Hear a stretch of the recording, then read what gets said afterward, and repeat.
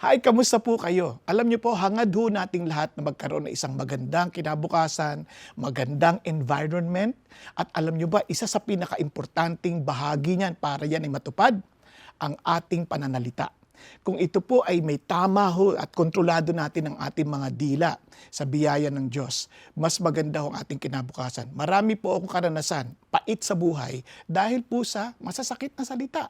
Hindi lang ho sa sinabi sa akin, yung sinabi ko sa ibang tao. At hindi lang yon, marami rin ako mga biyaya na natanggap dahil po sa tamang pananalita.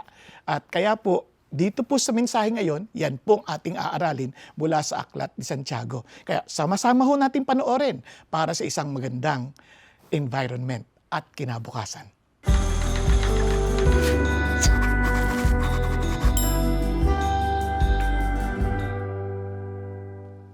Ako po si Brigadier General Harold Anthony F. Pascua at ito ang aking testimony kung paano ako kinatagpo ng Diyos sa pinakamababa kong kalagayan at binago ang aking buhay simula sa mga salitang aking sinasambit.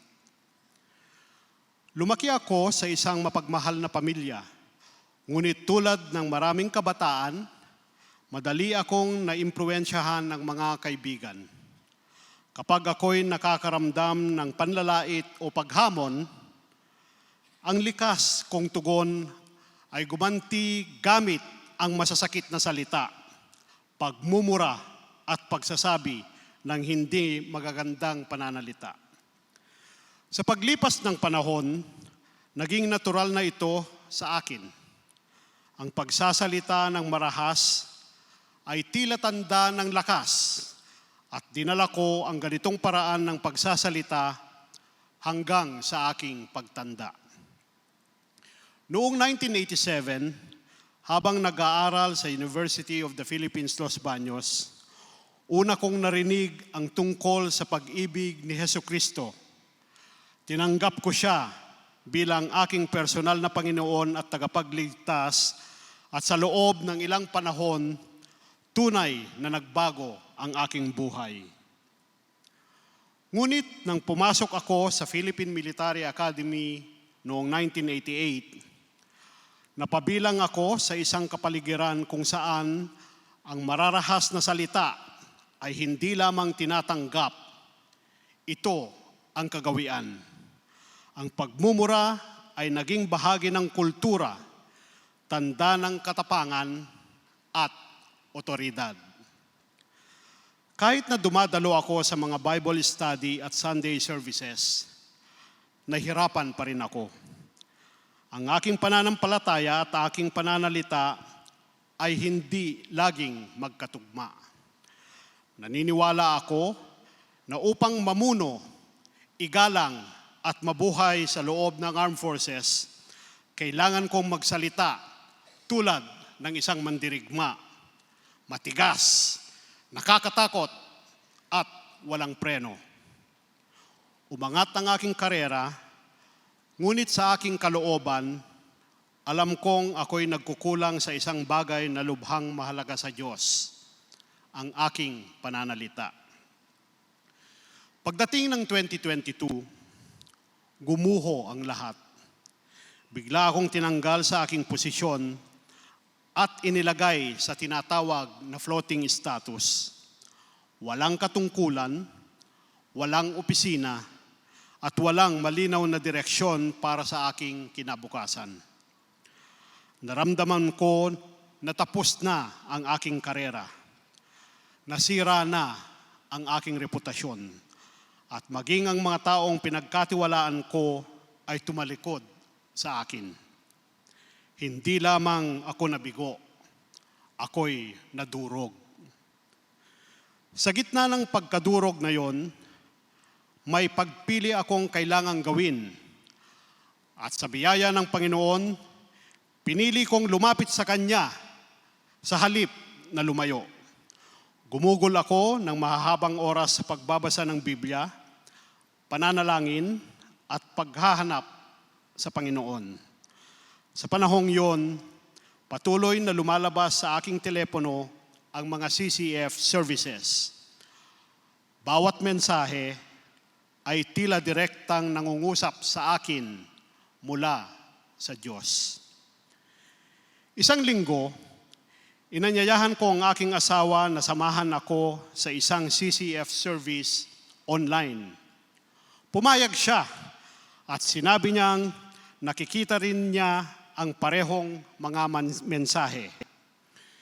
Hindi nagtagal, sumama na rin ang aming mga anak.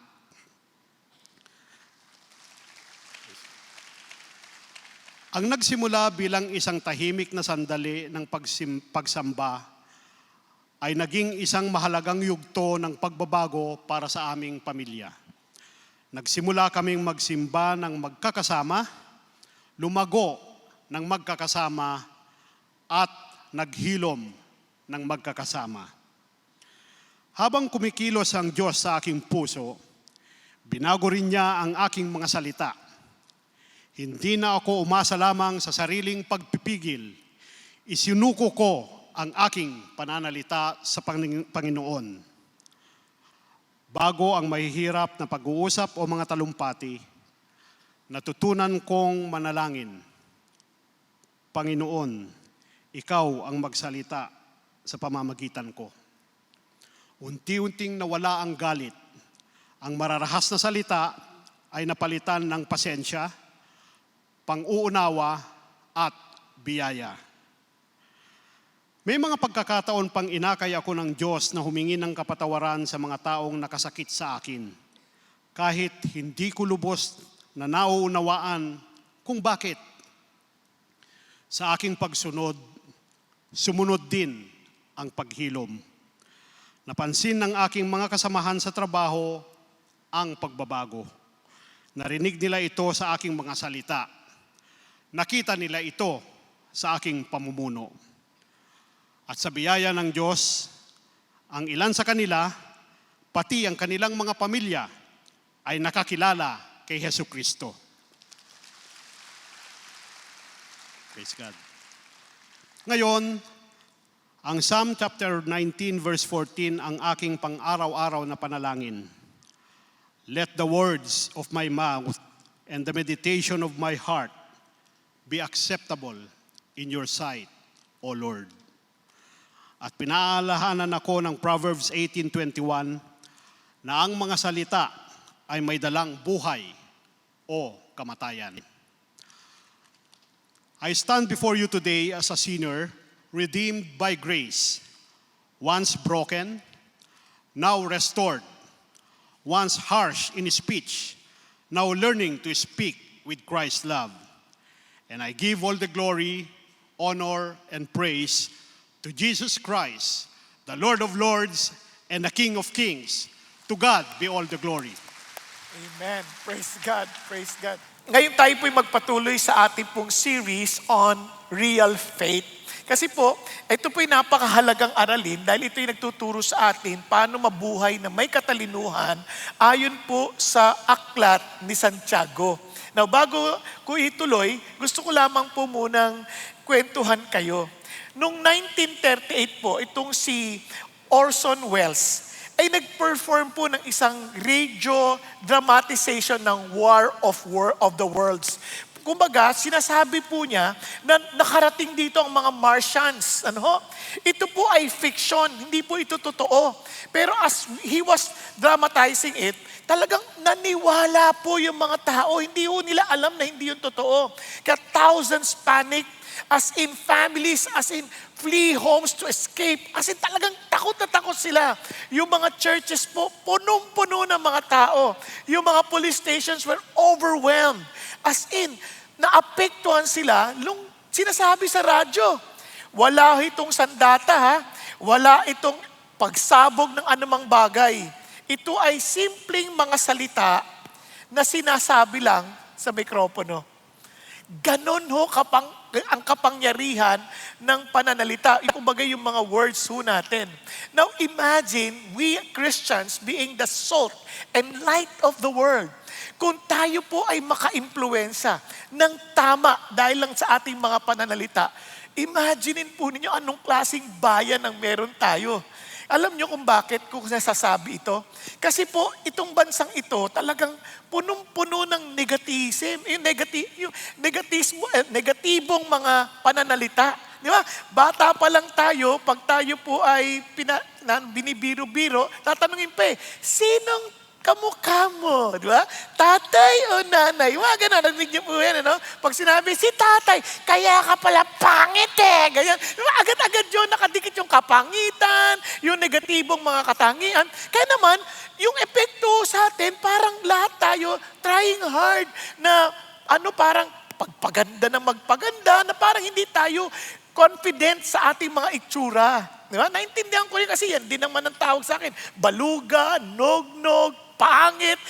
Sanay na ako nun. Pero, buti na lang merong Diyos na nagbago ng pananaw na nagsasabing, hindi ka pangit. Huwag kang maniwala sa kanila, sila yung mga sinungaling. Bakit? You are fearfully and wonderfully made. Amen? Na dahil doon, nagkaroon ka ng confidence. Isipin mo naman, paano ka naman sasagot sa eskwelahan kung tataas ka palang ng kamay? Pangit. Diba, ang hirap na magkaroon ng tapang na magani. Kaya nga napaka-importante. And kung mababago natin ang atmosphere ng bayan na ito at maging tama yung ating mga sinasabi, hindi lamang politically correct, kundi biblically correct. Di ba? Sa totoo lang, mismong namumuno na sa atin, negatibo na. Sabi, wala nang bayang madadatnan sa 2028. Nung narinig ko pa sa anong klaseng bukasan yan, di ba? Paano mo naman haharapin ang 2028 kung wala nang pala pag-asa? Papayag ka ba? Bakit tingnan mo nga yung katabi mo? May pag-asa pa ba? Pag nakita mo yung katabi mo, mali siya. Ito palang pag-asa na Di ba? Bakit? Kasi dito pala nakita ko na yung pagbabagong sa bahay namin. Nakita ko nagbago to Ang laking improvement to sa bahay namin Ito, ang laking improvement ito. So, may pag-asa kami. Amen po? So doon pa lang makikita natin kung gaano kahalaga mga bagay nito. Kaya lamang tayo nawawalan ng pag-asa. Kasi nga, ang dami na ngayon maling pananampalataya. Kasi kung tama yung pananampalataya natin, tama tayong ilaw at asin. So magkakaroon tayo ng lasa, magkakaroon tayo ng liwanag. Tama po ba? Kaya lang, marami ngayon nagsasabing Christian sila, pero hindi talaga nila naiintindihan. Yun ang sinasabi lang, yung faith na daladala nila, licentious faith. Anong ibig sabihin licentious faith? Sabi ni Jude, half-brother ni James. Brother ni James, half-brother ni Jesus. Ano sabi niya? Certain persons have crept in unnoticed. Nakapasok siya sa mga Christians. Sabi niya, those who were long before marked out for this condemnation. Ungodly persons who turn the grace of our God into what? Licentiousness and deny our Master and Lord Jesus Christ. Para sasabi nila, alam namin, ligtas na kami by God's grace, by faith. Kaya naman, hindi na namin kailangan magbago. Kaya, okay lang yung buhay na magulo. Okay lang yung buhay na naninira ng kapwa. Okay lang yung buhay na nang-i-impluensya sa dilim. Okay lang yun. Hindi masama yun. Yun ang sinasabi nila. Kasi total, ligtas na tayo Hindi. Ang Kristyanismo, nakipag-isa ka at kinilala mo si Jesus bilang your Lord and Master. Kung Lord and Master, yung ayaw niya, hindi na natin babalikan. Amen po? Kasi siyempre ayaw niya yun. Ba't ko babalikan? Nakipagbati na nga ako. Kaya yun ang sinasabi niya. Kaya may mga taong ganyan na parang nasobrahan naman na mali yung kanilang intindi sa grace. Kasi ang biyaya ng Diyos, hindi lang ito nagligtas sa atin. Nagbigay ito ng kapangyarihan to say no to ungodliness. Di ba? Kaya nga yung kinikwento ni Sir Harold, hindi madali yun. Hindi mo kayang magtanggal ng mura. Laki ako sa Marikina.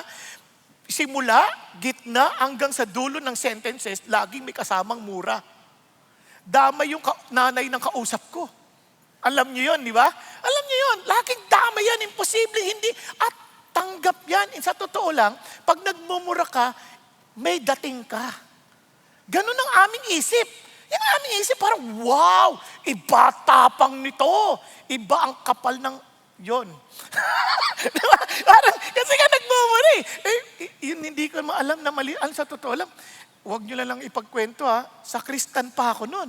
Kaya naman, pinupukpok ko yung labi ko pag napamura ako kasi nakakahiya sa pinagsisilbihan mo di ba? Pag nagmura, pukpok ka pa sa labi. Wala, hindi nawawala. Namagalang labi ko hanggang ngayon, hindi na nga umimpis Di ba? Kakainis naman to, bakit? Wala akong kapangyarihan nun Pero yung pag ayos ka na sa Panginoon, meron ka ng Panginoong pinagsisilbihan, meron ka ng dapat na tumitingin sa'yo, uy, mali yan sinasabi mo. Oo nga po pala, salamat po. Di ba? Nakuha ninyo? Now, hindi lang yon. Ito naman, nasobrahan.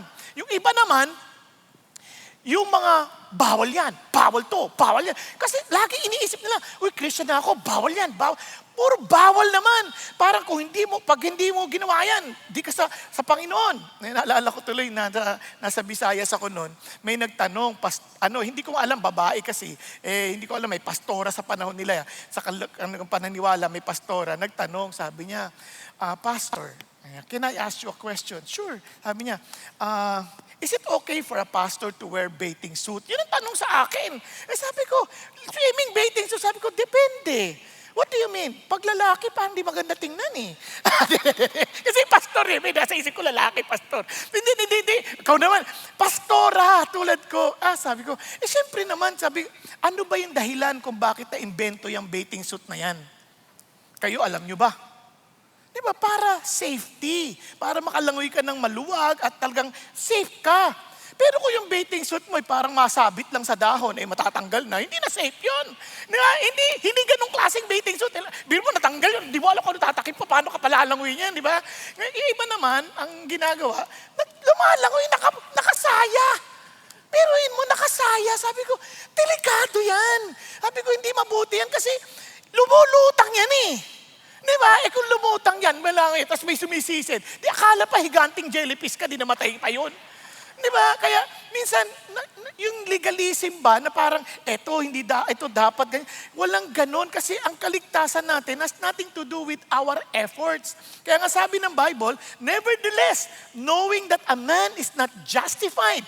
Hindi siya, yung word na justified dito, parang ano yan, yung sa legal term na napawalang sala, declared not guilty. Sabi nga not justified by the works of the law. Hindi siya napawalang sala dahil sa pagsunod niya sa batas.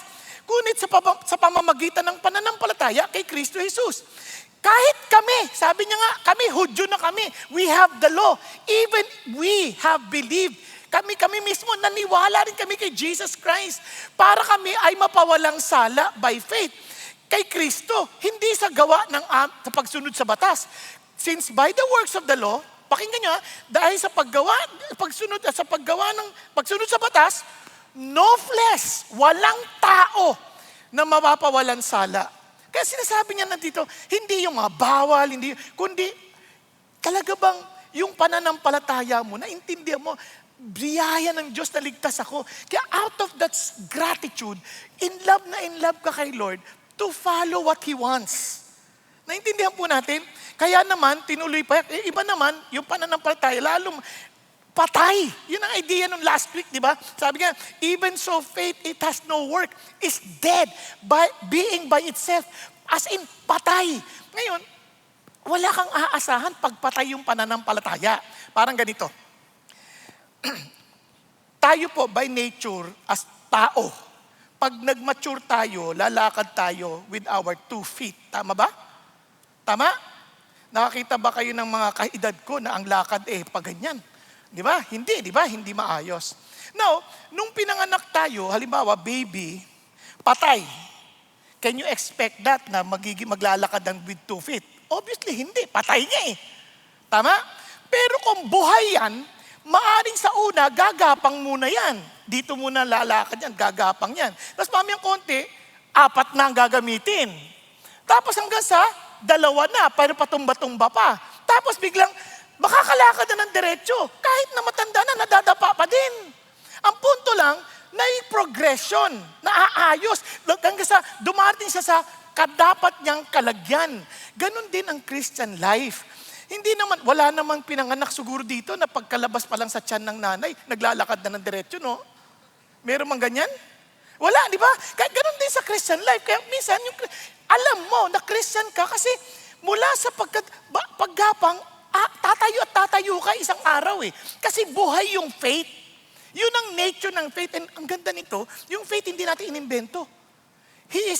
This faith is authored by Jesus Himself. And He alone can perfect it. Kaya, therefore, if anyone is in Christ, he is a new creation. The old has passed away, behold, the new has come. Ang ganda, di ba? Parang expected yun. Kaya pag yung tao, parang walang nangyayari sa buhay niya, walang pagmamahal sa Diyos, walang pagmamahal sa salita ng Diyos, walang kagana-gana sa pagsamba, alam mo na walang buhay yan. Kasi ang taong patay, hindi magugutom yan sa bagay na kinakain ng isang taong buhay. Tama? Ngayon, pagka nature niya, buhay, hahanap ng gatas yan. Hanggang sa paglumaki yan, hahanap na ng medyo solid food yan at maghahangad yan na mapalakas ang kanyang pagkatao. Ganon din sa spirito. Mayroong pag-uhaw eh. Mayroong paghanap noong pagkain. Are you following? Kaya makikita nyo sa mga anak nyo yan. Hindi ko mo nag-a-attend dito dahil kasama nyo lagi. Madalas kinakalagkad nyo pa. Umatin na tayo ha. Walang mangyayari dyan. Pagdating doon, kumanta ka. Walang hanggan. Parang wala hindi niya gets. Bakit? Walang buhay. Pero kung may buhay yon, hindi mo yan pipilitin. Lalabas at lalabas yan. Amen po? Hindi mo nga babantayan eh. Hahanapin at hahanapin niya yung magpapabuhay palalo sa kanya. Kaya yun ang nangyayari. Kaya nga minsan, tuloy, yung buhay, hiwalay na hiwalay. They profess to know God. Sinasabi nila, kilala nila si God. Pero yung kilos nila, tinatanggi si Jesus. Tinatanggi si God. Being detestable and disobedient and worthless for any good deeds. Bakit worthless? Patay eh. Walang gana, walang saysay, wala yung, walang kabuhay-buhay. Wala nang gamit. Yun. Kaya nga sabi ni Jesus, gusto nyo malaman? Malalaman nyo sa bunga. Siyempre, pag ang puno, kung si Jesus ang puno at ang Diyos ang hardinero, tayo ay nakakabit lang, sigurado magbubunga yan, sabi ng Panginoon. Pero again, as I've said, yung bunga hindi naman agad hinog eh. Pero magbubunga. Pero pag walang bunga, akala lang natin nakakabit tayo, hindi pala. Yun ang malungkot. Kaya sabi ni Lord, kaya sa huling araw, makikita mo yan. Sasabihin lang, Lord, parang close ba? Kasi pag inuulit, close yan eh. Habing ganon, will enter the kingdom. But he who does the will of my Father, who is in heaven, will enter. Kaya napakahalaga sa atin na yung ating eternity na na-experience, ay meron pong closeness sa Diyos. Yung dito, yung na-experience mo si God. Kaya kahit sabihin mong godly ka, hindi mo naman na-experience si God sa pang-araw-araw mong buhay, kalimutan mo na yung langit. Hindi yan totoo. Kasi dapat totoo siya sa atin, sa pang-araw-araw. Kaya every day of our lives, we make decisions. And in our decision, are we deciding on the side of our faith in God or not? Kaya nga, I've been crucified with Christ. It is no longer I who live, but Christ who lives in me. And the life I now live in the flesh, look at the words, I live by faith in the Son of God who loves me and gave Himself for me. Kaya nga minsan, Lord, Valentine's na, wala pa ako ka-Valentine's. Ito, may nanliligaw. Basta mainit at saka buhay. Pwede na ito. Huwag ganun. Kasi ang sabi ng Lord, hindi ganun eh. Huwag kang sumama sa hindi nananampalataya sa akin. Lord, wala naman nanliligaw na nananampalataya sa iyo eh. Ngayon tanong, will you trust the Lord or not? Kasi pag nag-trust ka sa Lord, parang walang nanliligaw. Ito lang ang masasabi sa iyo, better to be alone than to bring the devil along. Okay ba tayo? Yun yung faith. Naunawaan po. Kaya yun ang side mo. May mga temptation sa buhay. But mamimili ka, Lord, will I trust you or will I trust my own self? Kung kayo yung Lord ko, then I will trust you. Bakit? I live by faith in the Son of God who loved me and gave Himself for me. He will not tell me to do something na isa kasisira ako kasi mahal niya ako. Okay tayo? Hello? Parang malungkot kayo. Sige, tuloy na tayo ngayon. Now, yan naman ay introduction pa lang. Di ba? Sorry. Kaya yung Book of James, yun ang sinasabi. Yung real faith, talagang may nagtatagumpay. Kaya kata nyo, si General, no, ang hirap ng buhay niya. Talagang yung pagsubok, biro nyo, army na siya, naging navy pa. Hindi madali yun. Nakuha nyo ba? Bakit? Kasi army, tas naging floating. Ang tagal Understandable. Yung iba sa inyo, tulog pa. Hindi madali yun. Wala kang assignment, wala kang role. Parang di ba? Display? Ang hirap naman ng ganung buhay. Kaya talaga, buti na lang, tumakbo siya sa kay God. Kasi yung faith kahit na mahina yung faith, nagkagulo-gulo, nagkawindang-windang, dahil sa influensya ng iba, babalik at babalik sa Diyos yan. May paraan ng Diyos to bring you back.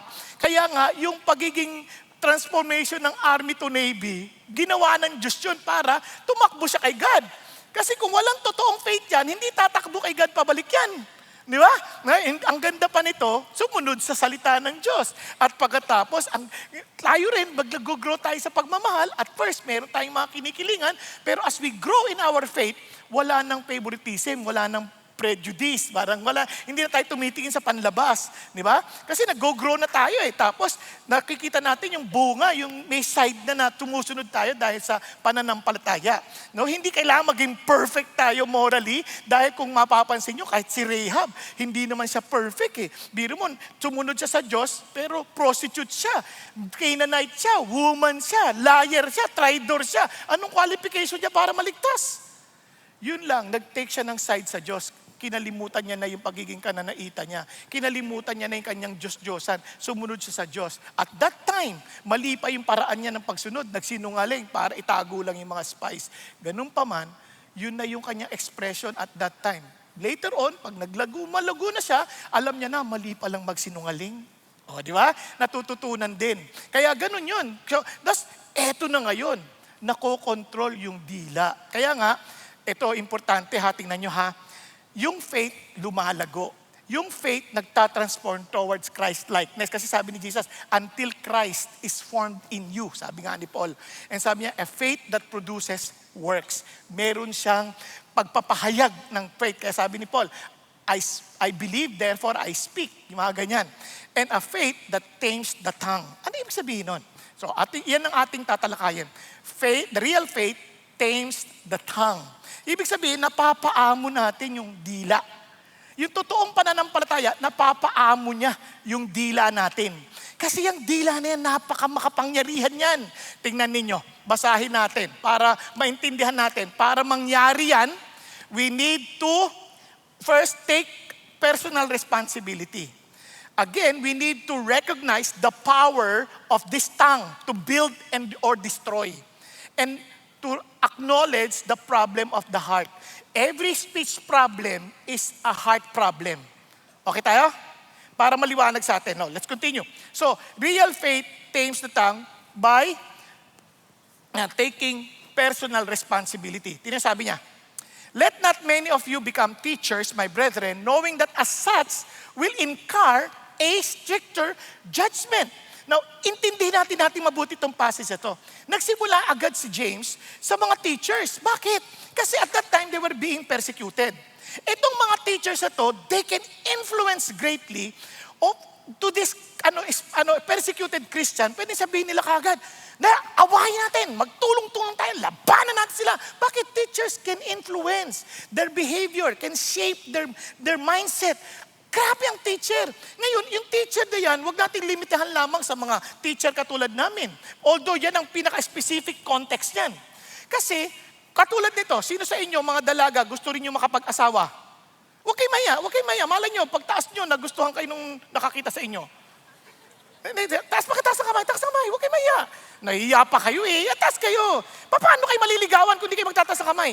Ayan, okay, good. Now, tanong, pag nagkapamilya ka, magkakaanak ka, tama ba? Handa ka na ba magturo? Kasi tuturuan mo yung anak. Kahit hindi ka marunong magturo, tuturuan mo yung anak mo Kaya ikaw yung unang yung teacher niyan. Kung magulang, lalaki ka, ganun din. Ikaw ang unang magtuturo niyan. Sabi niya, fathers, instruct your children in the discipline of the Lord. So teacher ka. Nakuha. Ngayon, sabi niya, gusto mo yan, gusto mong maging teacher. Ngayon ang tanong, you will be judged stricter than the rest. Oo, bakit? Sabi ng Panginoon, kapag yung bata na yan, at tinuruan magkasala, mabuti pang talian mo yung sarili mo ng batong panggiling at itapon mo sa dagat. Sinong gagawa niyan? Kadalasan, magulang ang may kagagawan niyan. Pag-isipan nyo. Kaya naalala ko, kwento ni Pastor Peter kanina umaga eh. Sabi niya, nakita niya yung leader, kamusta ka na? Kamusta mga anak mo? Hindi na ho sila nag-a-attend eh. Ba't sila nag-a-attend? Huwag kang magagalit, pero sinisiraan mo ba yung mga leader sa kanila? Kinikriticize mo ba yung mga leader sa kanila? Kasi akala ang pagtuturo, hindi lang yung nagtuturo ka. Minsan sa kwentuhan lang, parang niro-roast natin yung leaders eh, parang ginagawa natin pananghalian. Then sabi niya, opo, paano ngayon? Yung mga bata, nakikinig lang yan. Para akala mo, isipin lang kagad, mga hipokrito pala yung mga leaders dyan. Ba't pa tayo a-attend? Itong si tatay, nagpapaloko pa. Ma-attend, huwag na tayo ma-attend. Kaya kahit hindi mo turuan yan, mawawala ng gana yan. Naunawaan. Kaya marami, akala nila walang epekto sa anak. Meron eh. Kasi nga, tatandaan ninyo, tayong mga teacher at tayong mga Christians, if we are to influence the world with our messages, imagine we are all teachers. Teach them to observe the Lord's command. Bakit? Kasi we are to make disciples. If we are to make disciples, then we are to teach them. And the Lord sabi niya, we will be judged stricter than the rest. Kaya nga warning ni Paul yan eh. Sabi ni Paul, sabi niya, but the goal of our instruction, dapat maliwanag sa ating lahat yun. Whenever we pass on something, our instruction, ang goal is love from a pure heart and a good conscience and a sincere faith. Sabi niya, for some men straying from these things have turned aside to fruitless discussion. Ano ba yung word na fruitless discussion? Sa ibang translation, sa Old English, King James, vain jangling. Yung maingay na walang kakwenta-kwenta. Ingay lang. Sabi niya, wanting to be teachers of the law, even though they do not understand either what they are saying or the matters about which they make confident assertion. Hindi nila alam ano yung kanilang sinasabi kung bakit saan sila confident. Kasi maraming naniniwala kay Jesus that He is real, that He died on the cross for our sin, He rose again from the dead, but naniniwala sila. Ang tanong, are you willing to die for the truth? Kasi ang idea, conviction. Maraming naniniwala pero wala silang conviction. Kapag dating sa opisina, nakikihalo sila sa mga hindi naniniwala because they have no conviction. They just compromise. Bakit? Maling turo ng mga nagsasabing Christian na hindi nila naintindihan ano yung kanilang pinaniniwalaan. Yun ang malungkot na katotohanan. Kaya marami sa atin, we claim to be Christians, pero yung mga ginagawa natin, ang layo-layo. Bakit? Andito lang siya. Wala siyang totoong ugat na talang bumaon sa loob na magbubunga. Kaya yun ang hamon na sabi niya, mag-ingat kayo. You will be judged stricter than the rest. Kaya dapat yung ating sinasabi, consistent dun sa ating mga ginagawa. Kaya yun ang hamon sa ating lahat. Kaya minsan, sabihin natin, I believe the Lord will provide. Tapos utang tayo ng utang, tapos di tayo nagbabayad. Hindi kayo yung umaattend sa ibang oras. Hindi sa totoo lang. Marami, hindi makapag-intay. Minamanipula yung mga sitwasyon. Wag. Kung naniniwala tayo sa Panginoon Diyos, wag natin manipulahin ang sitwasyon. Kasi alam natin makapangyarihan ng ating Diyos.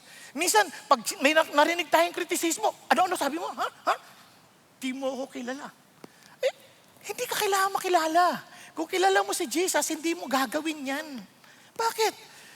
Bakit mo papatulan? Kasi kay Lord ka na eh. Hayaan mo yung may-ari ang pumatol sa kanya. Hindi na tayo. Again, hindi ko sinasabing lagi ko nagagawa yan. Minsan hindi. Pag nakakalimutan ko kung sino ako. Nakuha ninyo? Kaya nga ang sabi ni Pablo, ni Santiago, for we all stumble in many ways. Walang exempted. Maging siya, inamin niya, we all stumble in many ways. Kaya naman, we need to be aware. We need to be conscious about this reality. If anyone does not stumble in what he says, pananalita pa lang, Sabi niya, he is perfect man. Ibig sabihin, he's a mature man. He is a man who truly understands who he is. And sabi niya, able to bridle the whole body as well. Kaya niya nang kontrolin lahat. Kaya nga ho, ang kapangyarihan ng dila, grabe. Talagang isipin ninyo ha. Sabi niya, talagang kapag yan na-control mo, panalo ka na, matured ka na. Kaya dun pa lang, pinapaalala sa atin, if we want to grow, as in if we know we're alive in the faith and we're growing, one of the tests is to see how we are growing in our speech. Paano tayo lumalago sa ating pananalita? Okay pa tayo? Pakisabi sa katabi mo, okay ka pa ba dyan? Magsalita ka naman. Yun ang challenge eh. Yun ang challenge sa atin. Kaya nga ho, napaka-importante yan. Speech is the most complex area to discipline.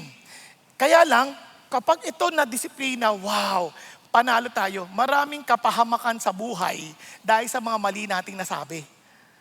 At marami rin tayong minsang biyaya sa buhay dahil sa mga tama nating sinabi. Okay ba yan? Kaya napaka-importante nun. Kaya tingnan nyo, saan ba tayo madalas na Istanbul? Tingnan nyo lahat. Check natin yung heart natin. Heart. No, saan tayo madalas sa Istanbul?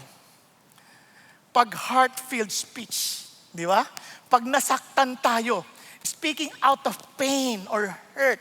Di ba? Nasaktan tayo, minsan nagsasalta tayo pabalik, hindi na natin pinag-iisipan ano epekto. Kasi hurt people. Pag sinabi, pangit ka, mas pangit ka! Parang out of the anger and pain, sumasagot ka kagad, di ba? Nung baho mo, mas mabaho ka! Parang hindi ka papayag na hindi ka makaganti. Yun, kaya alam mo, mali yun. Dapat, na-Istanbul tayo kasi gumaganti tayo. Dapat, relax ka lang. Pag sabi niya, pangit ka. Ah, Lord, thank you. Mas totoo ka, hindi siya ang totoo. Di ba? Yung sinabi mo sa akin na maganda ako, yun ang aking panghahawakan. Nakuha natin? Oh, ngayon, hindi lang yun. Kaya nga, wounded heart often wields a sharp tongue. Ito pa, sabi niya, exaggeration. We tend to stretch the truth. Minsan ine-exaggerate natin, pag pinagaganda natin to make us look better. Tapos iba naman, pinapababa natin para sinasadya natin mas malala pa yung sitwasyon ng iba para for them to look worst. Di ba? Ayaw din ng Diyos yan kasi lying yan eh. Di ba? Kunyari, grabe yung sakit ng ulo ko para maawa yung tao. Talagang umaabot hanggang likod. Pero dahil lang sa pimples yun. Di ba? Parang grabe, di ba? Exaggerated naman to. Parang wag na, hindi mo kailangan magpakaawa. Di ba? Ngayon, ito pa, hindi lang yun. Minsan, out of angry words. Dahil galit ka, nakakapagsalita tayo ng mga salitang pagsisisihan natin pagkatapos. Pag kumalma na yung ating damdamin. Na-experience yun na yan? Kaya gusto ko yung advice si Pastor Peter. Pagkagalit ka, huwag ka munang magsalita. Ganyan ka daw muna, ganyan. Sama-sama kayo, ganyan. Ganyan kayo, ganyan. Sabi niya, paggalit ka, inis na inis ka na. Gusto mo na magsalita.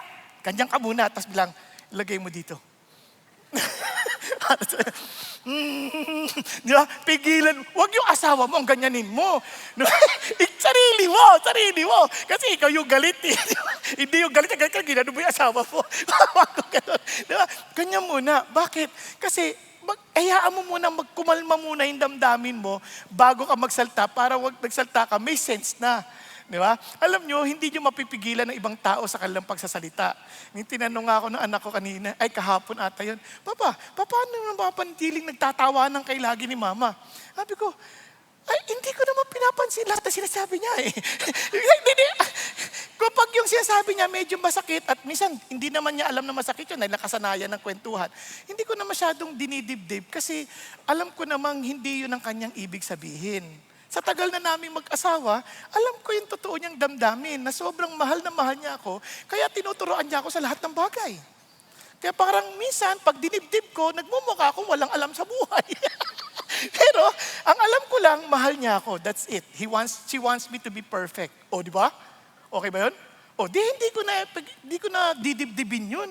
Okay na yun. Kaya, pag talagang malapit na, kailangan, di ba? Kaya, you pause, you pray, resist the temptation, and ask the Holy Spirit. Di ba? Yun ang sinasabi, Lord. Kaya yung angry words, talagang kailangan kontrolado ka. Tama? Nakuha natin? Kasi nai-stumble tayo dyan. At trust me, i-stumble din ako dyan, lalo na pag nagda-drive ako. Di ba? Galit ka, kinat ka. Parang gusto mo maging Incredible Hulk. Pero, papaalalahanan ka ng Lord. Sige ka. Pag iniwang kita dyan, patatamaan kita ng bala ng baril. Oo nga, Lord. Di na. Ma-road rage ka dyan, ma-YouTube ka. Yung si Pastor Bong, nakipag-away. Puro pang ganyan, di ba? O, diyari ka na. Tapos na yung message mo, di ba? Kaya, paalalahanan ka ni Lord. Now, relational sins, ito matindi tayo dito. Minsan, di natin napapansin, no? Kasi Christian na tayo eh. Alam niyo yung gossip, nagsaskikwento tayo ng totoo, pero hindi kailangan ikwento. Dahil para lang nasira yung ibang tao, para yung motivation natin, makakasakit, makaganti. Huwag ganun, kasi nangyayari yan. Sa Christian, hindi naman tayo chismose. Mahilig lang tayo humingi ng prayer request. Uy, pag-pray mo yung kapitbahay namin, nag-away sila. Grabe. No, hindi sila nag-date ng Valentine's. Pag-pray natin. No, diba? Minsan, may pa-pray ka pa. Sini-chase mo naman. Uy, alam mo si kapatid, kaya wala siya nung nakaraang linggo sa D-group. Huwag na pag-pray natin, ha? Ang sama nung ginawa niya. O, diba? Kahit totoo, bakit mo kinikwento? Hindi naman siya matutulungan. Ba't hindi na lang sa kanya mo sabihin para matulungan siya? Tama? Huwag na yung iba naman, mas malala, slander talaga, walang katotohanan, nagkikwento ng kung ano-ano para lang masira yung tao. At yung iba, tina-triangulate. Ano yung triangulate? Ibig sabihin, siya yung may problema, dapat sa kanya ko sabihin. Ang ginagawa ko, sasabihin ko sa iba. At sabi niya, ikaw nang bahala kung masasabi mo sa kanya. Hindi, ayaw ng Diyos yun. Sabi niya, when you caught a brother in sin, sabi niya, when you caught him sinning, anong gagawin mo? Talk to the brother privately. Di ba? Minsan nag-uusap na kayo privately, ikikwento pa rin. Nag-uusap na kayo. Okay, tapos ikikwento, alam po, nagkwento kami, inamin nga, loko talaga yan eh. Di ba? Bakit mo kailangan sabihin? Tapos na nga yun. Di ba? Bakit kailangan mo pa ikwento? Ayaw ni God yun. Kaya sabi ng Lord, gossip, parang separates intimate friends. Ayaw ni God yan. Kaya, yung iba naman, panguy-nguy-nguy-nguy, whisper. Nagagawa natin yan eh, pag hindi tayo nag-iingat. And of course, yung mga toxic talk, yung parang, lagi na lang negatibo nakikita. Kunyari, nagpipreach, ay, inulit na naman niya. Mga ganon. Reklamo. Iba, grabe naman upuan sa CCF, nakakaantok. Oh, hindi ka pa nagpapasalamat na nakatulog ka? Di ba? Kasi reklamo ka pa ng reklamo, natulog ka naman. Huwag ka nang magreklamo. Ibig sabihin, iba, ang lamig-lamig naman doon.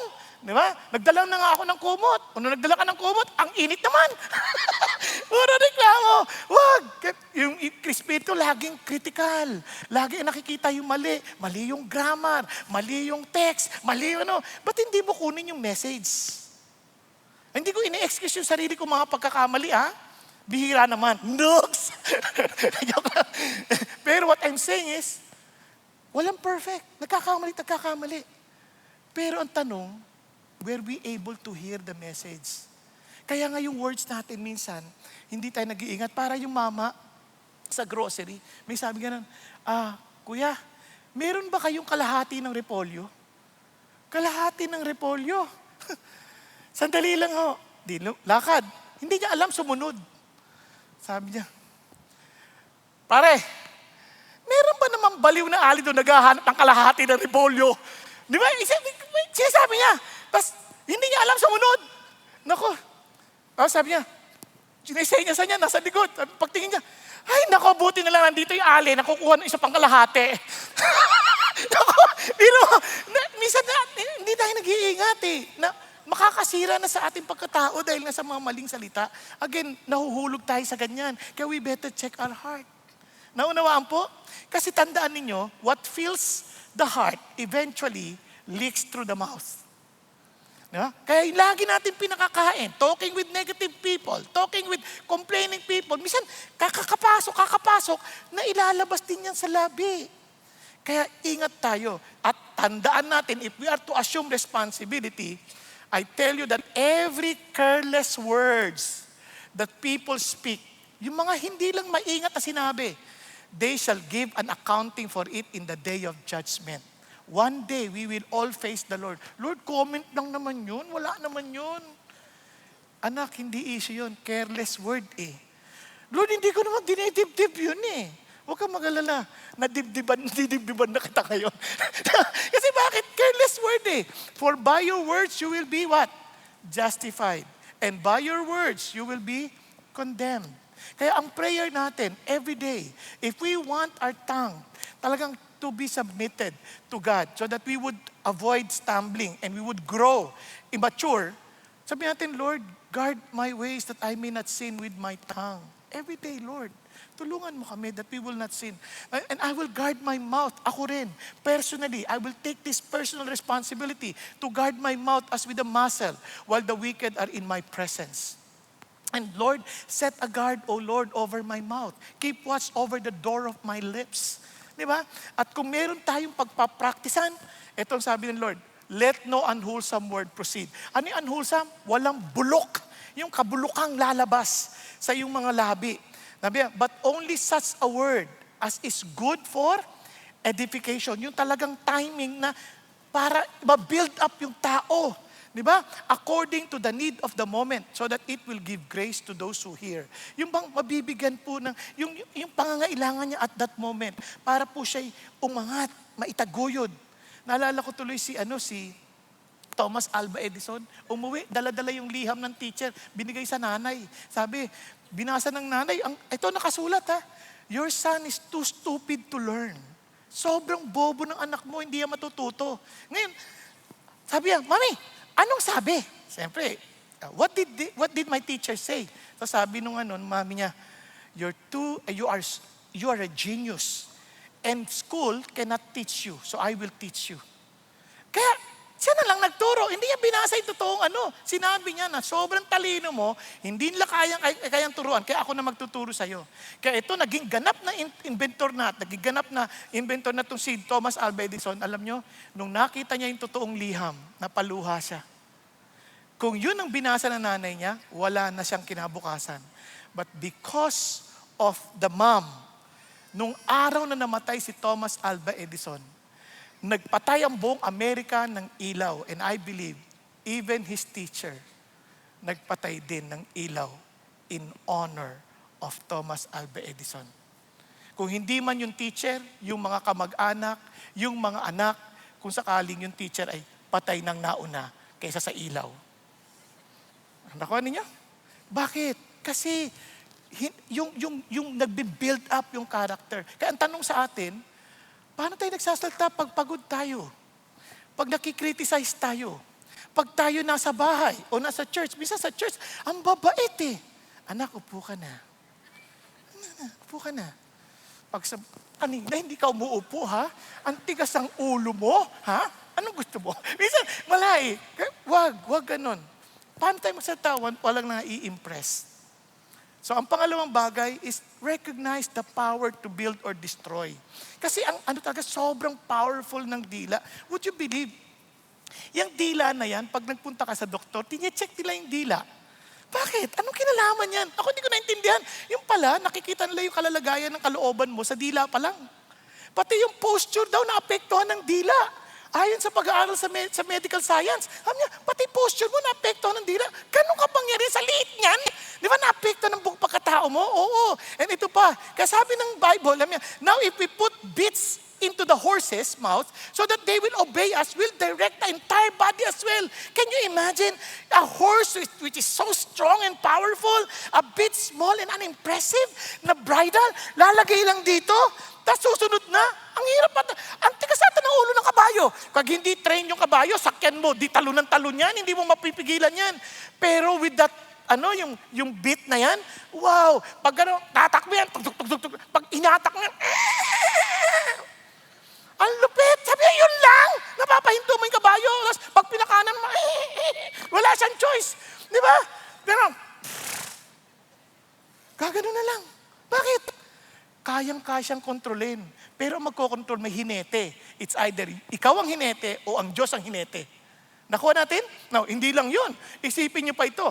Look at the ships also, though they are so great and are driven by strong winds, are still directed by a very small rudder. Wherever the inclination of pilot desires. Paano sino magdidikta?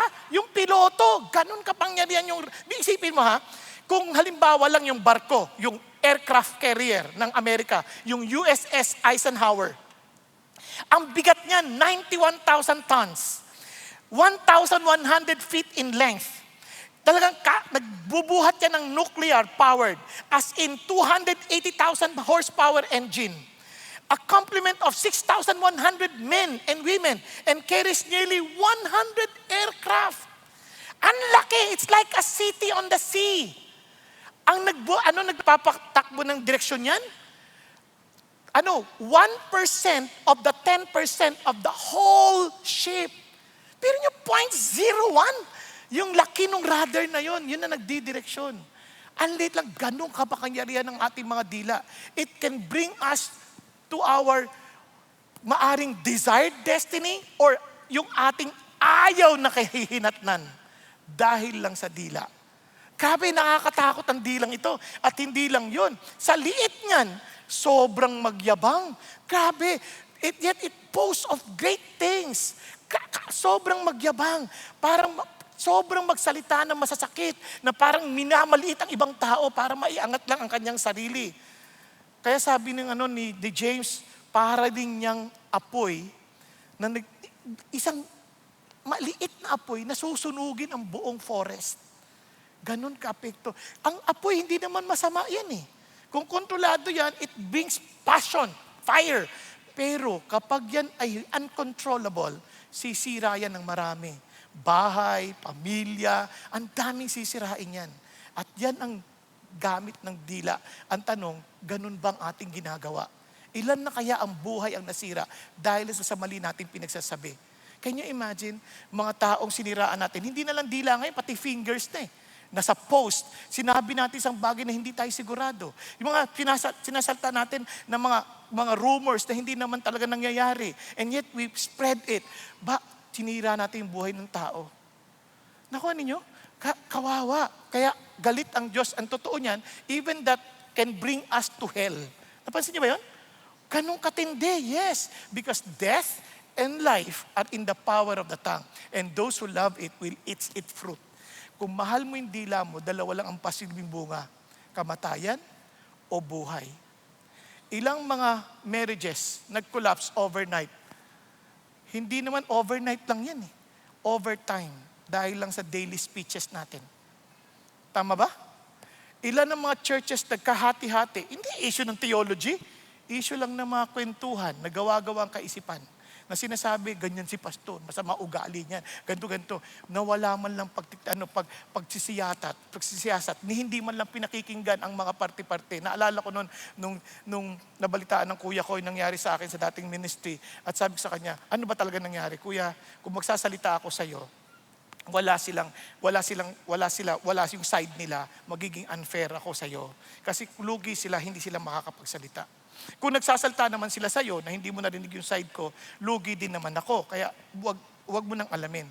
At kung sakaling marinig mo kami pareho, maninimbang ka pa rin sa ating relasyon bilang magkapatid. Kaya kung maaari, sa Diyos mo na lang pagtiwala. Total, ang kinabukasan ko, wala sa kamay ng mga nagsasalta, nasa kamay ng Diyos na totoong salita. Amen? Kaya yun ang importante natin. Kasi our tongue may be small, but it stirs our lives. It is a fire, it's a poison, it's a corruption, and hell itself.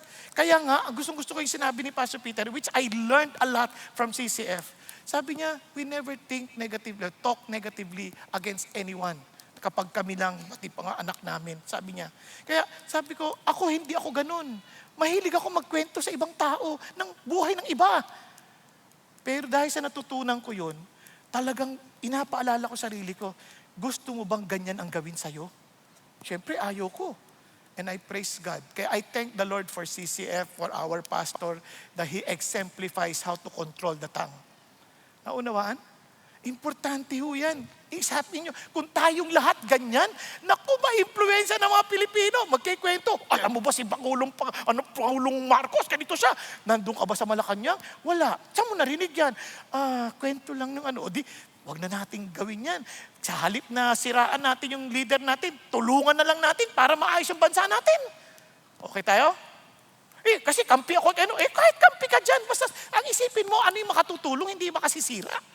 O isipin mo kung yung Christian ang nauuna dyan, bilang asin at ilaw ng sanlibutan. Ang ganda ng Pilipinas. At isipin mo, yung mga anak natin, excited mag-aral. Dahil anak, alam mo, matalino ka. Dahil ang Diyos ang source ng katilunuhan. Mag-aral ka mabuti. Tumulong ka sa bayan. Magugulat ka. Iba'y epekto sa mga anak natin. Nagiging maayos sila. Ako pasalamat ako sa anak ko, nape-pressure siya sa opisina. Talagang hirap na hirap siya. Gusto niya na mag-resign. Pero dahil nakiusap siya sa Diyos at ang Diyos nagturo sa kanya, hindi siya nag-resign. Ngayon, na-promote na siya. O, di ba? Minsan, give up na eh. Ano sinasabi ng mga magulang? Hirap na ako sa school. Mag-resign ka na! Ang hirap ng trabaho namin. Ba't ka kasi naman natili dyan? Mga bruho rin mga yan. Huwag ganun. Di ba? Tulungan natin sila. Anak, kaya mo yan. May Diyos ka. Ano bang mission ng Panginoon sa iyo dyan sa opisina na yan? Yun ang pag-isipan mo. O di ba? Di lalo lumalakas sila. Blessing sila sa office. Di ba? Hindi yung parang, yung magulang, nahuli anak. Mamaya, pinatawag sa opisina, sa eskwelahan. Nahalaman, nagnanakaw ng lapis ng classmate. Nagalit yung tatay. Anak naman, lapis lang ninanakaw mo pa. Magsabi ka sa akin, ang dami niyan sa office. O di ba? Wala na, sira na kasi ang halimbawa niya mali. Kaya nga ang laking paalala, di ba? Sabi nga ng Panginoon, yan magdadala sa impyerno. Kaya ang paalala ni Pablo sa atin, that if we confess with our mouth Jesus as Lord and believe in your heart, God raised Him from the dead, you will be saved. Kilalanin mo lang na talagang siya yung Panginoon, hindi ikaw. Sabi niya, maliligtas ka. With the heart, a person believes, resulting in righteousness. With the mouth, he confesses, resulting in what? Salvation. Now, ito pang ang masarap. Now, kung kailan, if there is no distinction between Jew and Greek, walang pinagkaiba yan. For the same Lord is Lord of all, abounding in riches for all who call on Him. For whoever will call on the name of the Lord Jesus will be saved. If we know that He is the Lord, then run to Him. Tell Him your issues. Run unto Him, not to anyone, but to God. Because He is more powerful and He will surely save us. Amen po? Kaya kahit ano pang paninira yan, hindi mo kailangan gumanti. Bakit? May Diyos kang makapangyarihan eh.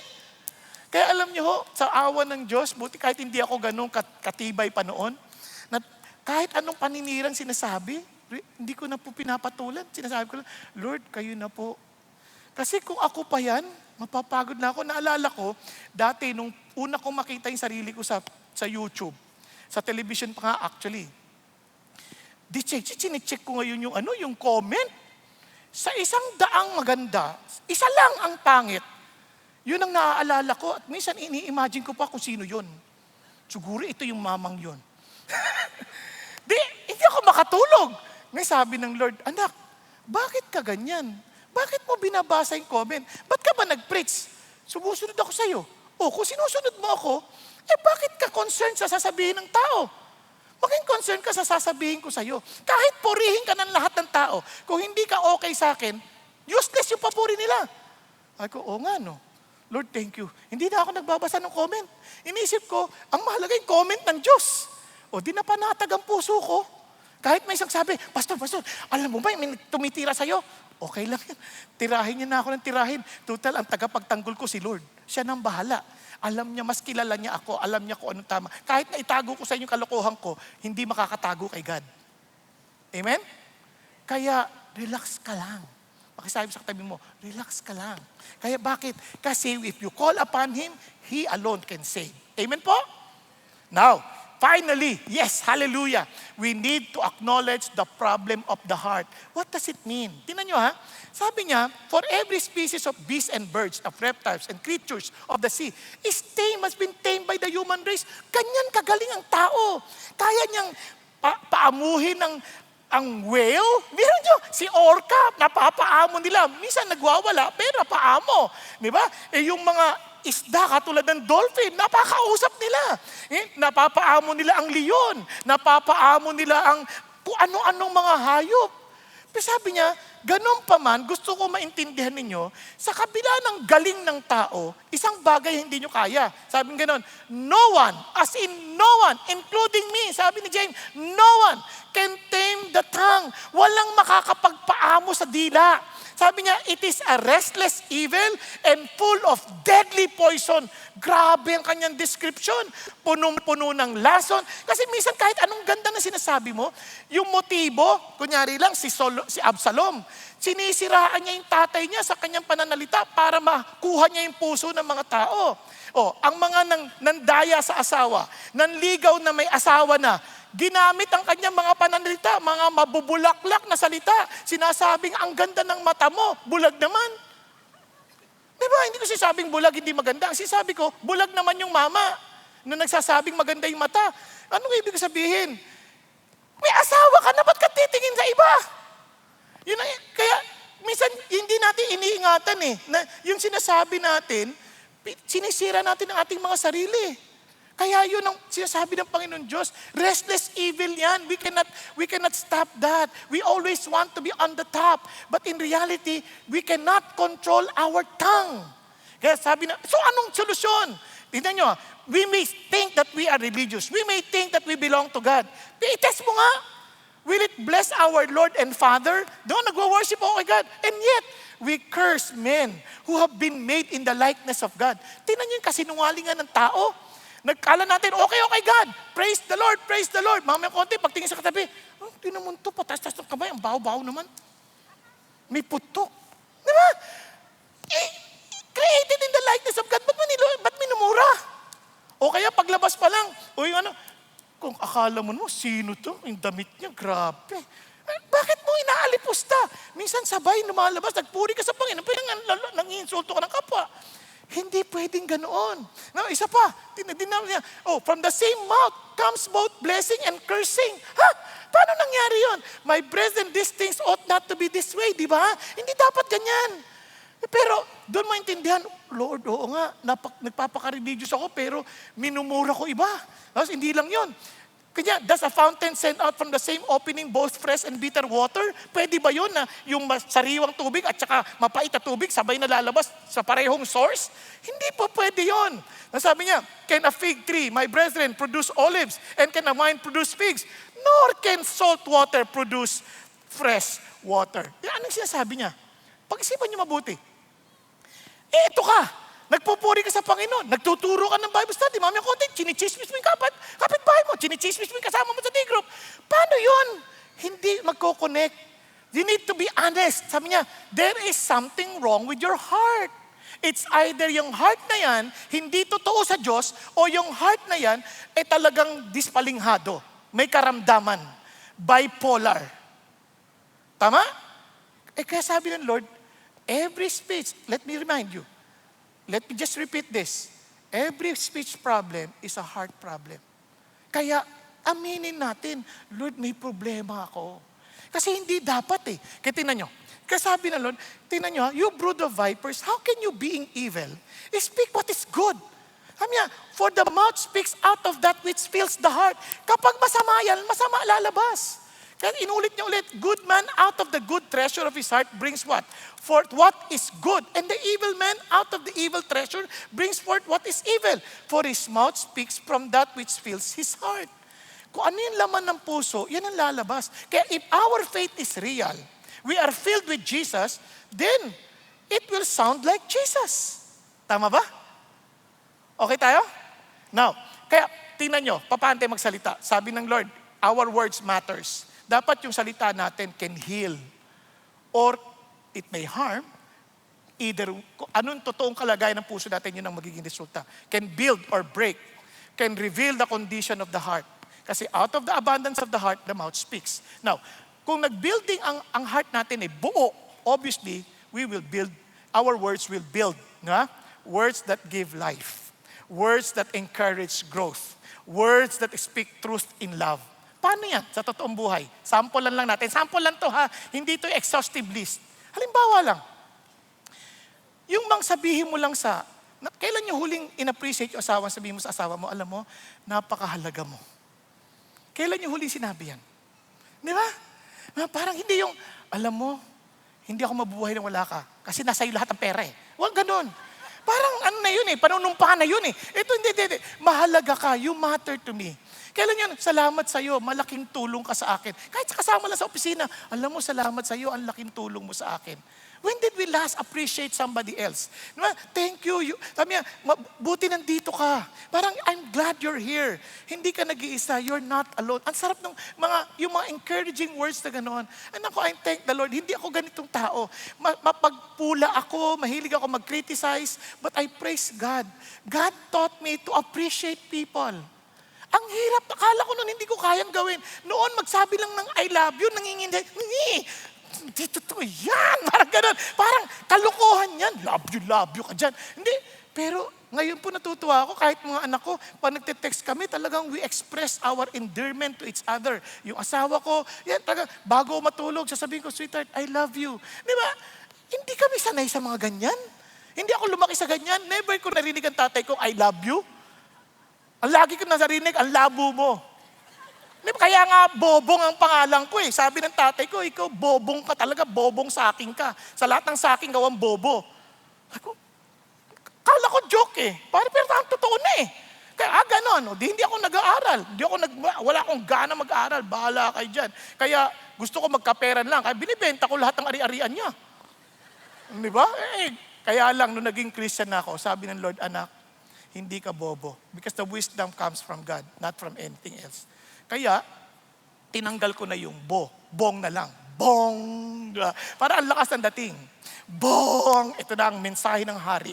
Diba? Iba na eh. Kaya si God can transform. Kaya nga sabi ng uncle ko itong tatay nyo, saan ko, naglalans kami kasama yung mga anak ko, itong tatay nyo, bobo to eh. Pero ngayon hindi ko alam saan niya nakukuha yung kanyang pinagsasabi. Pati ako nakikinig sa kanya. Ayun, sabi ko. Noong una, bunti ko nang hindi bayaran yung pagkain eh. What I'm saying is this, God changes our words because He changes our hearts. Amen? Now, ito po. Kaya, yung words that encourage growth, yun, parang, alam mo, kahit nakikita mo sa Diyos, alam mo, nakikita ko yung yung ginagawa ng Diyos sa'yo. Ituloy mo lang. Don't give up. Tuloy mo lang. Tuloy mo lang. I see God at work in you. Keep going. Naalala ko may lumapit sa akin. Sabi niya, Pastor, yung anak ko, nahulog sa kasalanan. Okay. Di tulungan nating maahon. Hindi yung, ha! Nahulog sa... Grabe ka. Christian ba anak mo? Wala nang ganun. Tulungan na ihaw natin. Sa halip na i-condemn mo yung tao, ihaw natin. Yun ang importante. Kaya nga, it may be slow, but there's growth. Praise God. We're here with you. We support you. Di ba ang sarap ng ganun pakinggan? Di ba? Kahit sa leaders natin, kailan natin sila in-encourage. Kaya nga, encouragement says, you don't have to walk this alone. Andito kami. Yung mga words that speak truth in love, kailangan mo i-rebuke kasi hindi mo pwede hindi i-rebuke eh. I-rebuke mo, pero in a loving way. Katulad ng, alam mo, mahal kita eh. Kaya pwede ba ako magsabi sa ng mahirap na pakinggan? Di ba? Yung paraan ng pagsabi. Kunyari, hindi yung, ano ka ba? Maligo ka na nga. Baho mo. Baho mo talaga. Ligo ka. Okay lang ba ako magsabi sa'yo na mga mahirap pakinggan, pero kailangan dahil mahal kita? O sige, ano yun? Maligo ka na. Medyo iba na yung amoy mo eh. Di ba? May iba yung dating, di ba? At least meron pang, meron pang pasakalye, para lang, naalala ko tuloy yung sorry ha, naalala ko tuloy yung kapatid tumawag sa kapatid niya, no? Sabi niya, Kaptol, kamusta ka na? Kasi long distance, eh. Sabi niya, mabuti naman. Kamusta yung pusa ko? Patay na. Lalaglag, namatay na. Tapos tumahimik. Tol naman eh. Wala namang ganyan. Pag magsasalita ka naman, medyo, kwento mo naman ng konti. Umakyat sa bubong, tapos nalaglag, tinakbo mo sa veterinaryo, kaya lang namatay eh. Ganun, hindi naman yung patay na. Sige, sorry. Kamusta nanay? Andun, umakyat sa bubong. Minsan, hindi pwedeng diretso eh. Di ba? Kailangan medyo Kaya pwede mo rin sabihin, eto ha, baka mali ako, pero napansin ko kasi ganito yung ginawa mo. Ikaw naman, baka mali ako. Ngayon, pag nagsabi ka, wag mo naman pilit na ikaw lang yung tama. Minsan, mali ka talaga eh. Di amin eh. Tanggapin mo naman yung paliwanag ng kapatid mo. Wag naman yung parang pinagigit, sisinungaling ka pa, hindi mo pa inaamin eh. Ang labo mo eh. Wag nang ganon. Pag nagsabi ka, because you're sincere, tama na kung ano yung reaction niya. Kung inamin niya, o di tanggapin mong inamin niya. Kung hindi niya inamin, tanggapin mo rin. Hindi yung pipilitan mo, nagsisinungaling to. Talagang walang kwentang tao to. Wala nang ganun. Naguhusga na tayo ng puso nun eh. Ayaw ni God yun. Okay ba yan? Kaya speak the truth in love. And of course, sa pibrado ko sinasabi to kasi ayaw kitang mapaya. Yung bang privately. Talk to that person privately. Yun ang sinasabi ng Diyos. Kaya importante yan. Now, kaya truth spoken with love heals, not humiliates. Remember this, words that give life, words that strengthen, and truth spoken with love. Yun ang ating laging hangad. And I like what Pastor Peter said this morning. Sabi niya, and this is my prayer, sabi niya, the Lord has given me the tongue of the disciple. Yung isang tagasunod. And sabi niya, that I may know how to sustain the weary. Paano ko sila mapapalakas? With a word, awakens me morning by morning. He awakens my ear to listen as a disciple. Lord, let me first be filled with your words that I may sustain others. And kaya nga, ang prayer natin, Lord, let the words of my mouth and the meditation of my heart be acceptable in your sight, O Lord, my rock and my redeemer. And I pray, as tayo po as Christians, here in CCF, I encourage you. Meron tayong tinatawag na CCF tongue test. No? Ito bang sasabihin ko talagang kailangan? Totoo ba to? Ito ba yung sinasabi ko na may pagmamahal? Ito ba ay nakaka-build up? Ito ba ay glorifying sa Diyos? No, baka hindi nyo maalala. Ako kasi medyo mahina ako sa ganyan. Gumagawa ako ng cheat code ko. Kaya I would say, is it true? Is it helpful or harmful? Is it inspirational? Is it necessary? Is it kind? Hindi ko to original, pero nakatulong sa akin to remember. Kaya think of God's glory or honor. So, paano sa totoong buhay yan? Pag kumbaga, kung ito ay truthful, tinatanong din natin, before you say something, totoo ba to? Ito ba yung whole truth and nothing but the truth? O twisted a little bit? Or is an attitude that makes you look better? Is it truthful? Checking also the motive. Helpful or harmful? Tinatanong mo, inspirational. Tinatanong mo, is it going to build up or tear down? Is it going to give people hope and encourage and make them want to move forward in their life? Yung natutulungan sila talagang magpatuloy. Kailangan ba talaga? Kasi some things are not necessarily wrong to say, but there's nothing wrong with saying them. They're just not necessary. Well, di naman talaga. Okay naman. Kaya lang, hindi naman kailangan. Ba't mo pa kailangan sabihin? Di ba? Kaya, is it kind? Paano ba nalalaman kung kind? Kumbaga, haven't you been talking about this in our small groups this week? Sorry, huwag mo intindihan. Ito, yung think na to, sabi niya, ito. Transform worry to joy. Pag kind yan, ganito. Worry can rob you of happiness, but kind words will cheer you up. Di ba? Ang sarap no, nakakaano. Kaya kung galit naman, no, gentle words, nagalit, breaks through anger, ano sabi niya? A gentle answer turns away wrath, but a harsh word stirs up anger. Di ba? Nagiging mahinahon tayo. Pleasant words encourage learning. Ano sabi niya? Pleasant words promote instruction. Kahit sa mga anak natin, you want them to learn, speak to them heart to heart. Hindi laging pasigaw, laging parang walang tamang ginawa. Always teach them na mag-usap tayo ng puso sa puso. Yan. And of course, honest words make us feel love. An honest answer is like a kiss on the lips. Di ba? Pagka tapat ang tao sa'yo, parang you feel you are trusted. Mahal ka. Now, if you are imagining, ano ba yung kiss on the lips? Kung hindi nyo na-experience, kalimutan nyo na yan. It's okay. Basta it feels like you are loved. Okay? Now, wise words heal broken hearts. As in, kaya sabi ng Bible, let your speech always be with grace, as though seasoned with salt, so that you will know how you should respond to each person. Now, let me just end. Naalala ko kasi itong seasoned with salt. There was a restaurant in the US na nag-invento sila ng seasoning na napakasarap. Kakaiba, hindi lang basta asin, meron silang hinalo doon, na pag nilagay sa ulam, talaga sobrang sarap. Kaya ang ginawa ng mga tao, ninanakaw nila yung seasoning. Inuuwi nila para magamit nila sa bahay. And naisip ko, how I wish that we Christians, whenever we speak, people around us will get our words and take it as theirs, and reminding themselves and to their children and to the people around them, I got these words and really makes my life worth living for. Why? Narinig ko sa mga Christians. Di ba ang sarap? Na sa atin ang gagaling na tayo yung may taglay-taglay ng mga salita ng buhay. Ulitin ko, hindi natin kaya yon hanggat hindi pinapalitan ng Diyos ang ating puso. The heart of stone being replaced with the heart of flesh. A heart that only God can give. Yun yung siya yung magiging hinete. Siya yung magiging piloto na hinahayatin, Lord, makapangyarihan ng dila ko. Take control of my tongue. Na Lord, ikaw ang Panginoon ko. And be the master of every part of my being. Especially my tongue. Tayo pong lahat ay yumuko at pumikit sandali. Mga kapatid, ikaw lang nakakaalam ng totoo mong kalalagayan sa buhay. Ikaw lang nakakaalam ng totoo mong sitwasyon. Hindi advice ito na ito gawin mo, itong salita ang gamitin mo. Those advice are good, but those pieces of advice are nothing unless God reigns in you. He alone can change our hearts, the very source of the right words, the very source of words of life. Hindi natin kayang i-produce ang buhay, ang mga salita ng buhay, without Jesus, the very word of God, the very life that we need.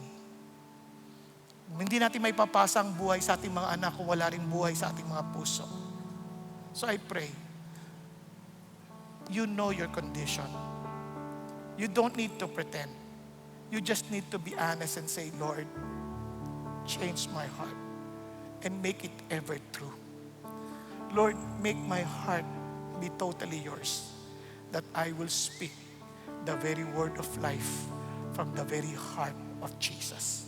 Kaya kung hindi pa, ang puso mo hindi pa talaga sa Diyos, then be humble. Admit to God, Lord, change my heart. Kung ikaw kinakausap ng Diyos, just raise your hand before the Lord. Yes, ako po yun, Lord. Ako po yun. Yes, huwag ka mahiya. Yes, hallelujah. Thank you, Jesus, for your humility. Thank you, Jesus, hallelujah. And for those who raised their hands, sabi mo, Lord, change my heart. I acknowledge that you are the Lord and the master of my life. Thank you for dying on the cross for my sin.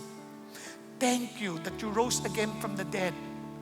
And thank you that you are giving me a new life, a new heart, a new beginning. And thank you that giving me the word of life, that whenever I speak, help me to always speak life to people, to always speak life to every person I talk to. Lord, I pray, allow me, Father God, to be a channel of change in this country, in my family, in my community. Thank you, Jesus. Thank you, Lord. Fill my hearts with praises of you. Lord, I know I cannot change my heart unless you do. So thank you, Lord, for your willingness to change me. Thank you, Lord, for your love. Thank you for your faithfulness. Thank you that in the name of Jesus, hallelujah, you speak healing. That in your name there is life. In your name, oh God, there is power. So Lord, thank you. Take over me.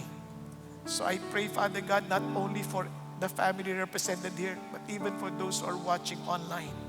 I pray that they too will experience the change of heart, the heart that comes from the heart of Jesus. Thank you, Lord. We love you because you first loved us. We honor you, for you deserve all glory, honor, and praise. So Lord, nais po namin kayong purihin at pasalamatan at awitan ng buong puso namin. Dahil kayo ang Diyos na karapat-dapat itanghal. Sa ngalan ni Kristo Jesus. Amen. Amen at amen.